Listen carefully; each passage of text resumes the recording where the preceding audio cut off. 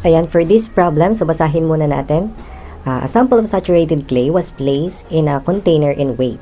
So the weight was 6 Newton. The clay in its container was placed in an oven for 24 hours at 105 degrees Celsius. Ayan, so the weight was reduced to a constant value of 5 Newton. So dito, the weight of the container is 1 Newton and specific gravity is equal to 2.7. So ito yung G. And then, determine the following. So ito, water content of soil, void ratio in percent, effective unit weight of the soil in kilonewton per cubic meter. Ayan, so dito, himay-himayin natin yung problem. Ayan, so dito, a sample daw of a saturated clay was placed in a container in weight. So, meron tayong sample, which is saturated clay siya. Tapos, nilagay siya sa container, tapos tinimbang. And then, yung weight niya is 6 Newton. So, yung soil sample plus yung container, ang timbang nun is 6 Newton. So, yun yung total weight nila. Ayan, so ilagay natin. So, dito, drawing natin. So, ito yung container. Tapos, ito yung clay natin o yung sample natin. Ito yung saturated clay. Yan yung total weight niyan. Ayan, so ay ilagay lang natin yung mga parameter natin. So, yung W sub T, ito yung total weight natin. Yan, so para hindi tayo malito. So, yan yung total weight natin. Yan yung sample natin na moist sample plus yung container. And then, yung W sub C, ito yung weight of container natin. Ayan. And then, yung W, ito yung weight ng moist soil natin. So, ito yung saturated pa siya. Ayan.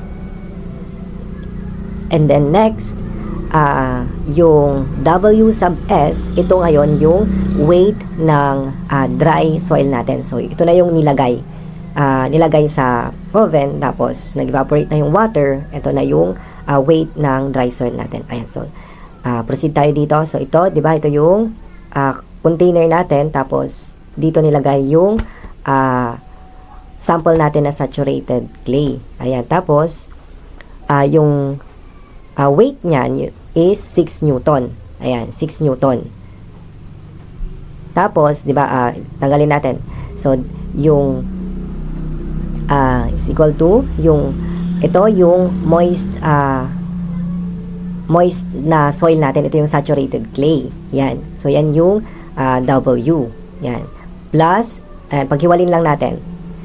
Yan. And then, yung container natin, di ba, yan yung W plus W sub C. Yan. So, di ba, yung total weight is equal to weight ng moist soil natin plus yung weight ng container. And so, kunin natin yung weight ng moist soil natin. So, di ba yung weight ng container is 1 Newton. So, para makuha yung weight ng moist soil natin, so, labas natin. So, yung weight ng moist soil is equal to 6 Newton. Ayan, 6 Newton minus yung 1 Newton. Ayan, so, yung weight ng moist soil natin is 5 Newton. Ngayon, dito sa next na statement, itong sample natin na nasa container is nilagay siya sa oven.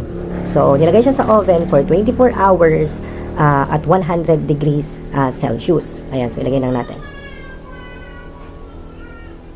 So, 24 hours siyang nilagay sa oven at 105 degrees Celsius. Ngayon, of course, kapag nilagay natin siya sa oven for 24 hours at 105 degrees Celsius, of course, yung weight niyan is nabawasan.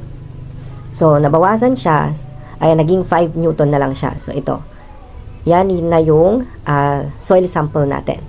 So, yan na ngayon yung total weight natin is 5 Newton na lang. Ayan. So, ito yung dry soil natin. Ayan. So, yan yung dry soil natin. So, paghiwalayin natin, ayan. So, dry soil. Tapos, yung weight ng container. So, hindi naman nagbago yung weight ng container. So, yung nagbago lang is yung weight ng soil sample natin. Of course, for 24 hours, nag-evaporate na yung water content nung yung tubig na nasa sample natin. So, plus yung weight ng container natin. So, ito yung weight ng container natin. Ayan. So, kunin natin yung weight ng dry soil natin. So, W sub S plus, yung weight ng container is 1 Newton pa rin. So, para makuha yung weight ng dry soil natin, so 5 Newton minus natin yung 1 Newton na weight ng container. So, that is 4 Newton. Ayan. So, ngayon, letter A, kunin natin yung water content ng soil natin. So, water content of the soil in percent. So, letter A, sa palitan ng kulay. Ayan. So, letter A, ito yung water content. So, pwede natin gamitin yung formula na water content is equal to yung weight ng water. Ayan, weight ng water divided by yung weight ng soil solid natin is equal to, so yung weight ng moist soil natin, di ba, composed siya sa weight ng water or weight ng solid plus yung weight ng water. Ayan. So, yung weight ng water is equal to, para isalpak natin. So, weight ng water is equal to yung total weight ng soil sample natin minus yung weight ng dry soil o yung weight ng soil solid natin. So, weight ng moist soil minus weight ng dry soil divided by weight ng dry soil. Ayan. So, nakuha natin naman na yung weight ng moist soil natin, which is 5 Newton. Ayan.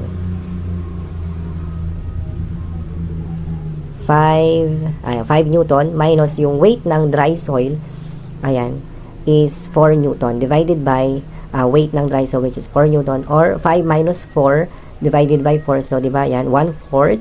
So, 1/4, 0.25. So, in percent, ayan, so 25%.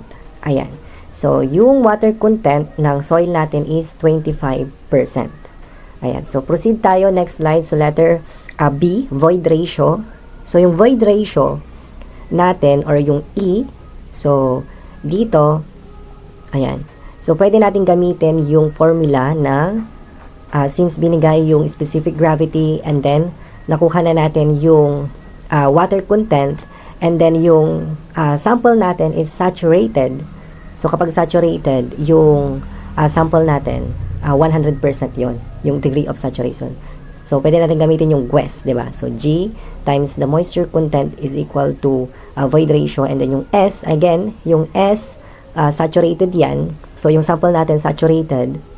So, ilagay lang natin, S is equal to 100% kapag yung sample natin is saturated. Ayan. So, automatic na yun, saturated 100% or 1 yung S natin, or degree of saturation.